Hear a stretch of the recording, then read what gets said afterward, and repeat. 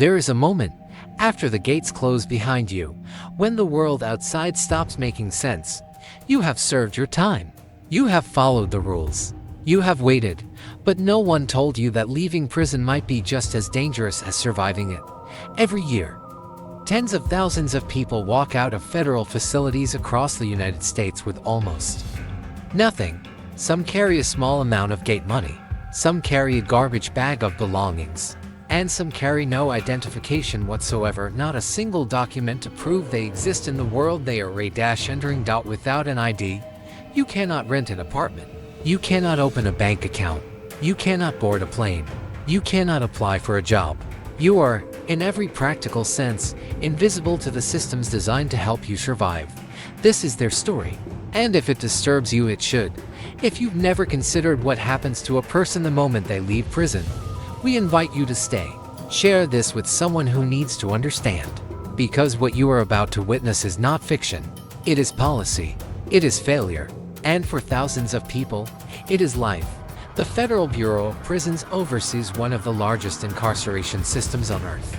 At any given moment, it holds over 150,000 individuals across dozens of institutions scattered from California to Florida, from rural Appalachia to the American Southwest. These are not nameless statistics. These are fathers, daughters, veterans, people who made mistakes, or were failed by systems long before they ever entered a courtroom. When their sentences end, the Bureau is required by law to help them return to society. That requirement, for decades, was met with troubling inconsistency. Investigators and reentry advocates who have spent years inside the system describe a picture that is both bureaucratic and quietly devastating. People released without valid identification often found themselves trapped in what specialists called ID loop. To get an ID, you need proof of address. To get proof of address, you need a place to live. To get housing, you often need an ID. The circle closes on itself like a locked cell. For individuals who entered the system young, whose documents had expired over years of incarceration, the problem was compounded. Some had never held a state-issued ID. Some had documents tied to addresses that no longer existed, families that had moved, lives that had simply dissolved in their absence. The data tells part of the story. Researchers tracking recidivism patterns have consistently found that stable housing and employment within the first 72 hours of release are among the strongest predictors of successful reintegration. 72 hours. The window is brutally narrow. And if a person walks out of a federal institution on a Tuesday morning without an ID, that window often closes before it ever truly opens. For years, advocacy groups filed reports. Lawyers submitted findings. Former inmates testified before committees. The system acknowledged the problem. Studies were commissioned. Language was inserted into legislation, the First Step Act, the Second Chance Act, that recognized, in the formal language of federal law, that reentry support was not charity. It was obligation. But between the language of law and the reality of an individual standing outside a federal facility with no documentation, there existed a gap that, for some, proved unsurvivable. In October 2023, the Bureau of Prisons launched what it called the Federal Release Identification Card Initiative. The announcement was quiet. No press conference, no national headlines, but inside reentry offices, inside the cramped cubicles of case management coordinators who had watched clients disappear into homelessness for years, the news arrived like something long overdue. The question, as always, was whether the policy would match the promise. What follows is a portrait of that gap between legislation and lived experience, between institutional intent and human reality. It is a story about identity, about what it means to be erased by a system and then handed back a single card and told, "Now you are real again." It is a story that deserves to be told carefully, honestly, without illusion, because the people it concerns have already survived enough of those. The card itself isn't remarkable to look at. It is roughly the size of a driver's license. It carries a photograph, a name, a date of birth. It contains security features embedded in the laminate, invisible to the naked eye. To most people, it would mean very little. To someone walking out of a federal prison with nothing else, it can mean everything. Understanding why requires understanding what came before it. For decades, The reentry identification problem existed in a kind of institutional blind spot. Everyone who worked within the system knew it was there. Case managers knew. Reentry coordinators knew. The lawyers who filed appeals knew it. The social workers who met clients outside facility gates knew it intimately.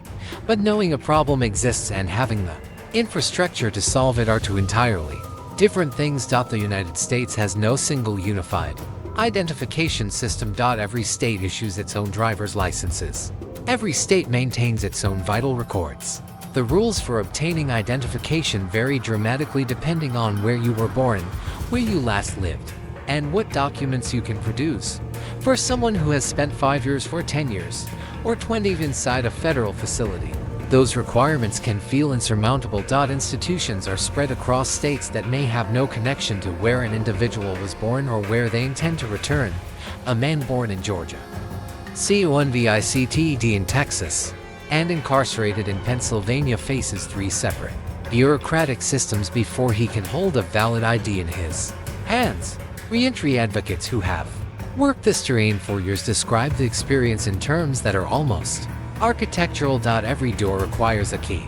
Every key requires a door you've already unlocked. The system assumes you are starting from a position of stability. It assumes you have an address. It assumes you have access to records. It assumes someone, somewhere, is waiting to help you navigate it. For a significant portion of the people leaving federal custody, none of those assumptions hold. The Federal Release Identification Card Initiative was designed, at least in part, to interrupt that cycle. The Bureau of Prisons began coordinating internally through what it designated the Government Instant ID System. Case management coordinator offices were assigned responsibility for overseeing the process, ensuring photographs were taken, signatures were captured, and submissions were completed before an individual's release date. On paper, it was a logistics operation. In practice, it represented something more fundamental. It was an acknowledgement that the state had an active role to play in restoring the identity it had, in certain respects, suspended. But programs do not run themselves. And within any large federal bureaucracy, the distance between policy and implementation is measured not in miles but in staffing levels, competing priorities, and institutional inertia. In the early months of the initiative's rollout, reports from inside the system suggested an even execution. Some institutions moved quickly. Coordinators trained their staff. Photographs were captured systematically. Cards arrived before release dates. Other institutions struggled. Processing backlogs formed. Communication between unit management and case coordinators broke down. Some individuals were released before their cards could be generated. The very problem the program was designed to solve continued, in pockets, to occur. There is a particular cruelty to that kind of gap. A person who knows the program exists, who was told during their pre-release counseling that a card was coming, and who then walks out of the facility without one, experiences something more than bureaucratic inconvenience. They experience the specific weight of a promise broken by a system that holds enormous power over their life. That weight, former inmates and advocates suggest, is not easily set down. By February 2026, the Bureau reported that staffing increases had tripled the program's production capacity. 30,000 cards had been generated since the national rollout began. The number is significant in the context of federal releases. It represents a substantial portion of the people who transition out of custody during that period. But the arithmetic also implies something quieter. If 32,000 cards were issued, the question worth sitting with is how many people needed one and did not receive it. That question does not have a clean public answer. The Bureau's reporting focuses on what the program has accomplished.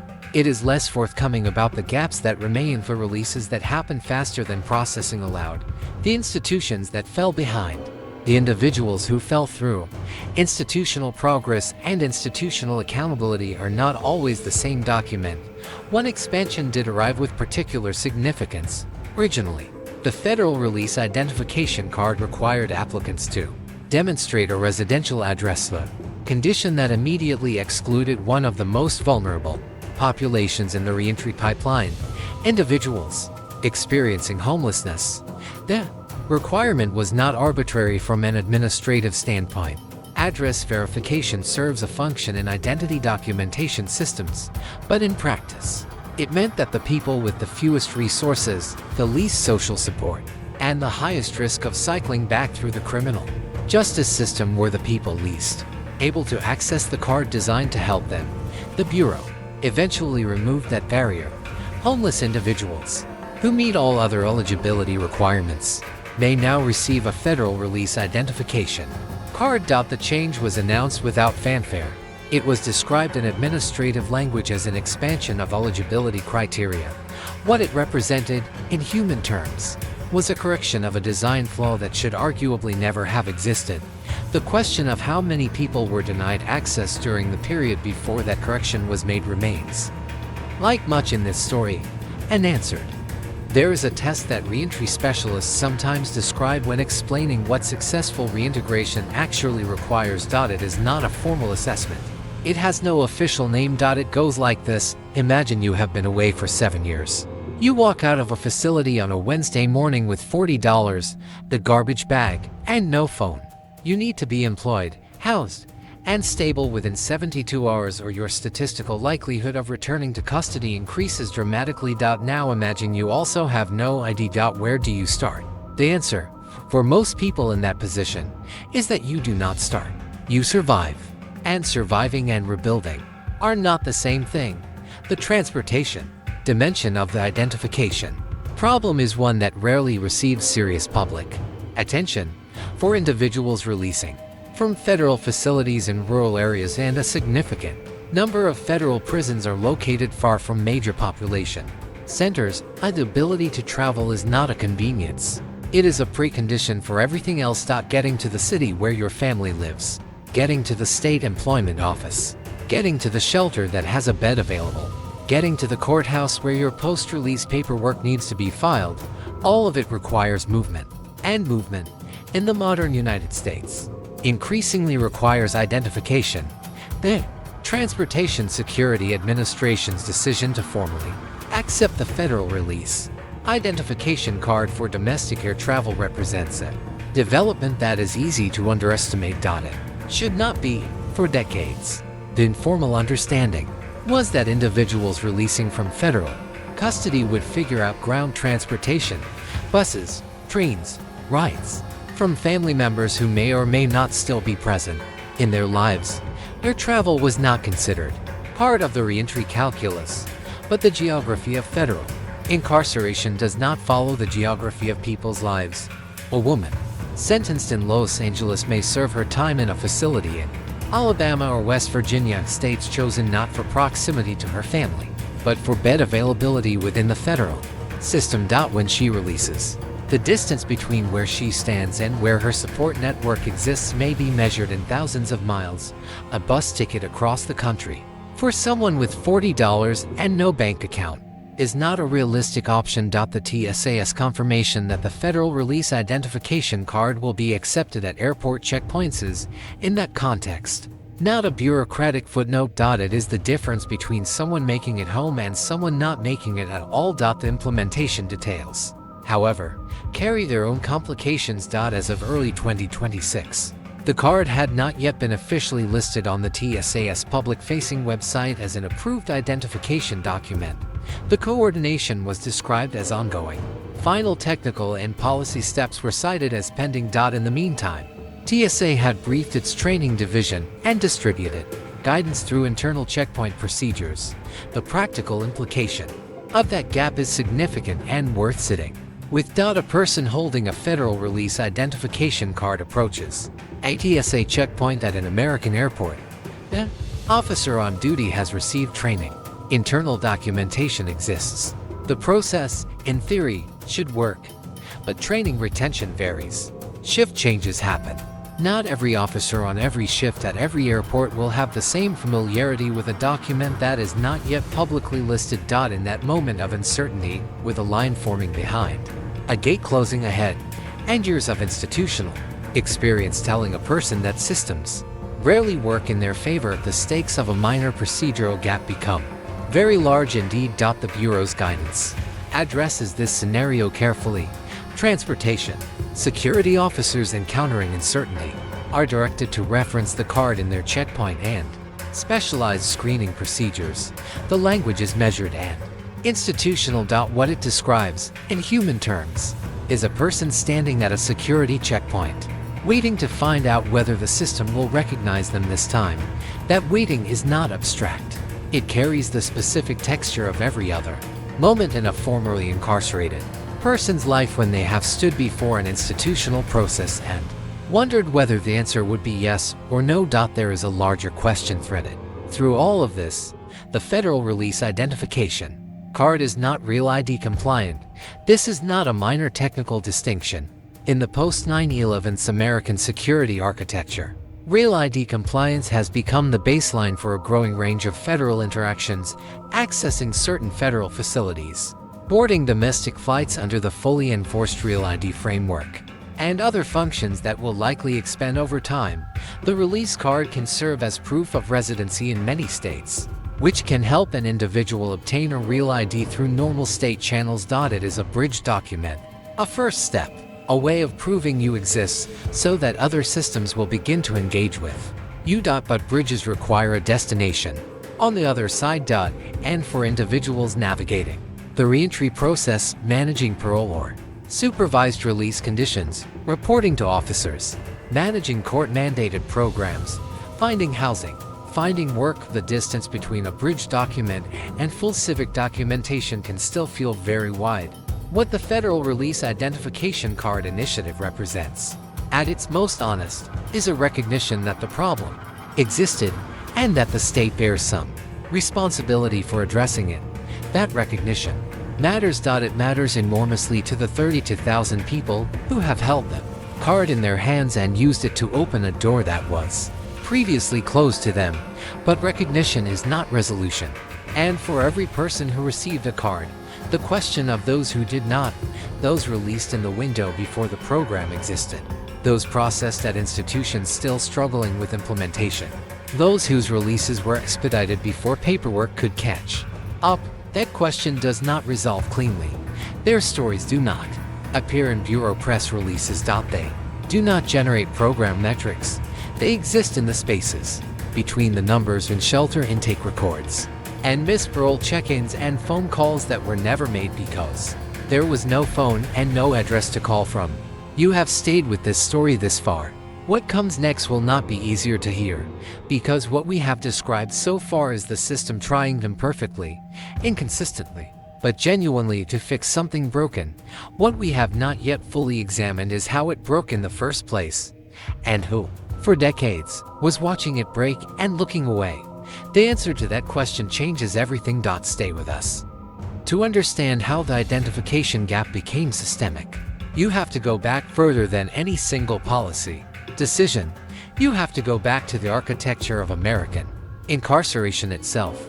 The federal prison system expanded dramatically through the 1980s and 1990s. Mandatory minimum sentencing, the war on drugs, three strikes legislation. The numbers tell the story with cold precision. In 1980, the federal prison population stood at roughly 24,000 individuals. By the early 2000s, that number had climbed past 170,000. The infrastructure of incarceration scaled rapidly. The infrastructure of reentry did not. Prisons were built, staff were hired, classification systems were developed and refined, but the question of what happened to a person on the day they walked out, that question was treated institutionally as someone else's problem. The Bureau's mandate was custody and control. Reentry existed at the margins, underfunded and understaffed, dependent on nonprofit organizations and volunteer networks that themselves operated on thin resources and uncertain funding cycles. For decades, this arrangement persisted with relatively little public scrutiny. Recidivism rates remained high. The connection between reentry failure and the absence of basic documentation was documented in academic research and advocacy reports with increasing clarity. But documentation of a problem and political will to address it operate on different timelines. What changed, gradually and then with more momentum, was the language of legislation. The Second Chance Act, passed in 2008, represented a formal federal acknowledgement that reentry support was not peripheral to the justice system's function, it was central to it. The First Step Act, signed into law in 2018 with bipartisan support, went further. It directed the Bureau of Prisons to take concrete steps toward reducing recidivism, improving reentry programming, and ensuring that individuals left custody with the tools necessary to rebuild their lives. Identification was explicitly part of that framework, but legislation creates mandates. It does not automatically create capacity. Inside the Bureau, the work of translating legal requirements into operational programs fell to staff who were, in many cases, already stretched thin across competing institutional priorities. Case management coordinators, and individuals most directly responsible for reentry planning, carry caseloads that reentry specialists consistently describe as unmanageable. One coordinator, dozens of cases, each case involving a human being whose release date, housing situation, family connections, medical needs, and documentation status all require individual attention. The mathematics of that workload are not difficult to understand. What falls through the cracks does not fall through because people do not care. It falls through because the system was never resourced to the level that the complexity of its mission actually required. This is the institutional context in which the Federal Release Identification Card Initiative was launched. Not into a well-oiled reentry infrastructure with abundant staffing and streamlined processes, into a system already managing significant strain, where new programs compete with existing obligations for the same limited attention. The tripling of production capacity, announced in early 2026, achieved through increased staffing, is genuinely significant progress. It also raises an implicit question. If tripling capacity was achievable, why did it take until 2026 to accomplish? What was the production capacity before? How many cards went unmade during the period when staffing was insufficient? How many individuals passed through the release process during those months and years without receiving documentation that the program theoretically existed to provide? The Bureau's public communications do not dwell on these questions. Progress reports describe what has been built. They do not typically account for what was lost during the building. That gap between institutional narrative and institutional record is familiar to anyone who has spent time examining how large bureaucracies communicate about their own shortcomings. There is a specific provision in the initiative's guidelines that illuminates the pressure points within the system. If an eligible individual is unexpectedly -1 for release or transfer within 7 days, institutions are directed to contact the Central Office Reentry Services Division to expedite processing. Read that sentence carefully. The existence of an expedited pathway implies the existence of a standard pathway that takes longer than 7 days. It implies that surprise releases, cases where an individual's release date moves unexpectedly, represent a known category of risk within the system, and it implies that without active intervention, a person in that situation might depart without documentation. How often does that happen? Federal release schedules shift for many reasons: court orders, sentence recalculations, emergency medical transfers, compassionate release determinations. In a system managing tens of thousands of individuals across dozens of institutions, schedule changes are not exceptional. They are routine. The gap between a changed release date and a completed ID card is not hypothetical. It is a documented category of risk that the system itself acknowledges in its own internal guidance. What the guidance does not document, cannot document, by definition, is the experience of the individual caught inside that gap. The person who was told their card was coming, who packed their belongings in anticipation, who perhaps told a family member to expect them, who walked through the final processing checkpoint and was handed everything except the one document that would allow the outside world to recognize them as a person with a legal identity. That experience has a specific quality that is difficult to convey through policy language. It is not simply frustrating. It is not simply inconvenient. It arrives at the precise moment when a person is most psychologically vulnerable, the threshold between confinement and freedom, and it communicates, through the cold logic of bureaucratic failure, a message that the system has been communicating to this population for generations: that they are not quite fully counted, that the machinery moves slowly when it moves for them, that the gap between what they were promised and what they received is, somehow, expected. There is a woman, we will call her Denise, because her real name belongs to her alone, who spent 4 years inside a federal facility in the Midwest. She was released on a Tuesday morning in the winter. She had a bus ticket, a phone number written on a scrap of paper, and a federal release identification card that had been processed 3 days before her release date. She describes that card, in interviews conducted by Reentry advocates, as the first thing in 4 years that made her feel like she had a future rather than just a direction. Denise's story is not typical. It is the program working, but it is instructive, precisely because it illustrates what working actually looks like and how narrow the margin is between that outcome and the alternative. 3 days. Her card arrived 3 days before her release. Had her release date been moved forward by a week, as happens routinely within the federal system for reasons entirely outside an individual's control, the card would not have been ready. She would have been Denise without documentation, Denise who cannot board a plane, Denise who cannot open a bank account, Denise who stands at the counter of a state agency and is told, politely and immovably, that she needs to come back with something else. 3 days separated her story from an entirely different one. The reentry specialists who work in the space between custody and community describe these margins constantly. They describe the case coordinator who stayed late to push through a submission before release date, the supervisor who made a call to the central office to expedite a card for someone whose release moved unexpectedly, the social worker at a halfway house who spent 3 hours on the phone navigating state vital records on behalf of a client who did not know such a system existed. The program, where it works because individuals within it are working harder than the system formally requires.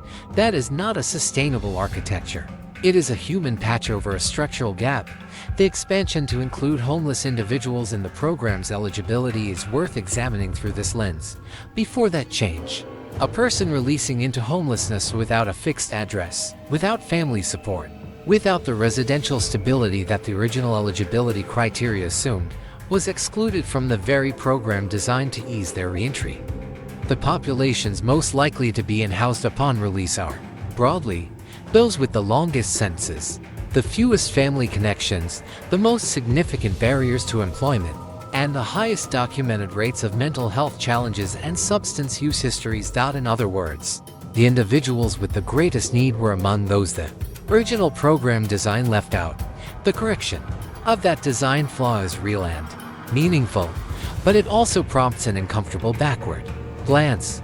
Between October 2023, when the program launched nationally, and the date when homeless eligibility was expanded, how many individuals released into homelessness passed through the system without receiving a card? The Bureau has not published that figure.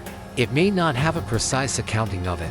What exists, instead, are the downstream indicators: shelter records, social service intake forms, the informal tallies kept by reentry organizations who watched clients arrive without documentation and began the slow, grinding work of helping them obtain it through other channels.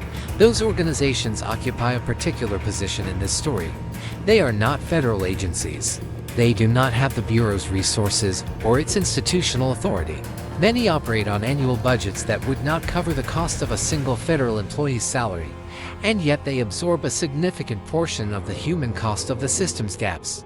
Reentry navigators, formerly incarcerated peer mentors, legal aid organizations, homeless service providers who have quietly become experts in federal identification processes because their clients need them to be. These organizations describe a consistent experience when the identification gap intersects with the reality of homelessness. A person releases without an ID. They arrive at a shelter. The shelter requires identification for intake. Some shelters have flexibility built into their protocols for exactly this situation. Many do not. The person is turned away or placed on a waiting list. They sleep outside, or they find informal arrangements that carry their own risks. Days pass, the 72-hour window closes, and the statistical probability of a return to custody begins quietly to rise. The TSA acceptance of the federal release identification card carries particular weight. Against this backdrop, for individuals releasing far from their support networks, and 2016 Vera Institute analysis found that a substantial portion of federal inmates are incarcerated more than 500 miles from their home communities. The ability to travel by air is not aspirato and al. It is the difference between reaching family and not reaching them. Family connection in the first weeks after release is among the most consistently documented protective factors against recidivism. Card that allows a person to board a plane and close a 500-mile gap is not a convenience.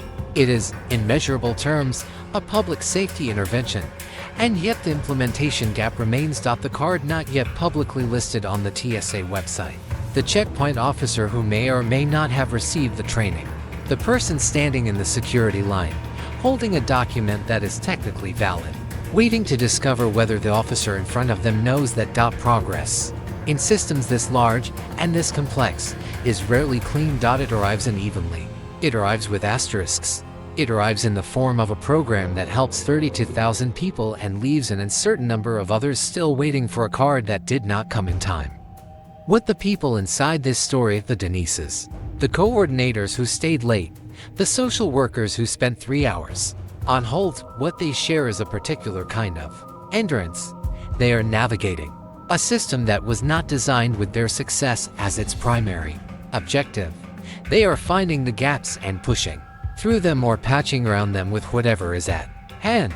And they are doing it in the knowledge that the margin between a good outcome and a devastating one is sometimes measured in 3 Ds. Sometimes in a single phone call, sometimes in whether one person in one office decided that a particular case was worth the extra effort. That is not justice. It is proximity to justice. And for now, for too many people, it is the closest thing available. There is a question that sits at the center of everything this documentary has examined. It is not a question about policy. It is not a question about logistics or staffing levels or TSA checkpoint procedures. It is a simpler question, and a harder one. What does it mean for a society to take away a person's freedom, hold them for years inside an institution that controls every dimension of their existence, and then return them to the world without the most basic documentation of their identity? The Federal Release Identification Card Initiative does not fully answer that question. It was not designed to. It is a program, a practical intervention, a card, approximately the size of a driver's license, that carries a photograph and a name and a set of security features embedded in the laminate. What it represents, beyond its physical dimensions, is a shift in complete, and even still in progress, in how the federal system understands its own obligations. 32,000 cards. That number deserves to be held for a moment before it is contextualized or qualified. 30,000 people who walked out of federal custody with a document that said, in the language of institutional recognition, you are a person. You have a name. You exist in the legal architecture of the country you are returning to. For each of those 32,000 people, the card represented something that no press release can fully capture. A first yes, after years of institutional no. But accountability requires holding both things at once. The progress is real. The gaps are also real. And the people who fell into those gaps before the program existed, before homeless eligibility was expanded, before production capacity was tripled, before TSA coordination was completed, and those people do not disappear from the moral ledger because the program has since improved. Reentry specialists, advocates, and formerly incarcerated individuals who have engaged with this issue over years tend to describe the same underlying truth when asked what genuine reform would require. It is not more cards. Though more cards matter. It is not faster processing. Though faster processing matters. It is a fundamental reckoning with what incarceration does to a person's place in the civic world and a serious, sustained commitment to restoring that place before the gate opens, not after. The identification problem is, in this sense, a symptom. The underlying condition is a system that was built over decades, with enormous investment in the mechanics of punishment and comparatively little investment in the architecture of return. Prisons were constructed at scale. Reentry infrastructure was not. Sentences were extended. Reentry programming was cut. The mathematics of that imbalance did not resolve themselves simply because the political winds eventually shifted toward reform. They accumulated. They compounded. and they became the lived reality of the people this documentary has attempted to give voice to. There are signs, in the current moment, that the reckoning is beginning. The First Step Act, the Second Chance Act, the Federal Release Identification Card Initiative, the TSA coordination, the expansion of homeless eligibility, the tripling of production capacity. These are not small things. They are the result of years of advocacy, legislative effort, and institutional work by people who believed that the gap between what the system was and what it should be was a gap worth closing. Signs of a reckoning are not the reckoning itself, and the distance between a policy announcement and a person standing outside a facility gate with what they need to survive. That distance is still, in too many cases, longer than it should be. Case management coordinators who have worked within this system for years describe a particular moment that stays with them. It is not the dramatic moments. It is not the hearings or the legislation or the program launches. It is the moment when a person they have been working with, whose release date they tracked, whose photograph they uploaded, whose card they stayed late to process, walks out of the facility and turns back, just briefly, to acknowledge them, not with words, necessarily. Sometimes with nothing more than eye contact, a recognition that someone inside the machinery saw them as a person and acted accordingly. That moment is not a policy outcome. It cannot be measured in production metrics or processing times, but it is, perhaps, the most honest measure of what this work is actually about. The Federal Release Identification Card Initiative will continue to evolve. Eligibility will likely expand further. Processing times will improve. The TSA listing will be finalized. More institutions will reach full implementation. The 32,000 will become more. And each additional card represents a person who left custody with something they did not have before. Nadokum. And, yes, but more than that. A starting point. A first foothold on the long climb back to a life that the system interrupted and that only they can rebuild. What they do with that foothold. The choices they make. The obstacles they navigate. The relationships they repair or build from nothing that belongs entirely to them. The system's obligation is to ensure they are not climbing with nothing in their hands. We began this documentary with a question. What happens to a person the moment they leave prison? The answer, if this investigation has accomplished what it set out to do, is no longer abstract. It is Denise. 3 days from a completely different story. It is the coordinator who stayed late. It is the advocate making 3-hour phone calls on behalf of someone they just met. It is 32,000 cards, and the uncounted thousands who needed one and did not receive it, and the program that is still, and perfectly and earnestly, trying to close that distance. It is a story that is not finished, which means the people watching it, you, are not witnesses to history. You are witnesses to something still in motion. What happens next depends, in part, on whether enough people understand what has been described here and decide that the gap is unacceptable. If this documentary moved you, share it with someone who needs to understand what reentry in America actually looks like. Leave a comment with your thoughts. This conversation matters, and your perspective is part of it. Subscribe if you want to continue following stories that the headlines rarely tell fully. And if you know someone who has lived this experience, consider that sharing this might be the closest thing to being seen that the system has ever offered them. These stories deserve witnesses. Thank you for being one.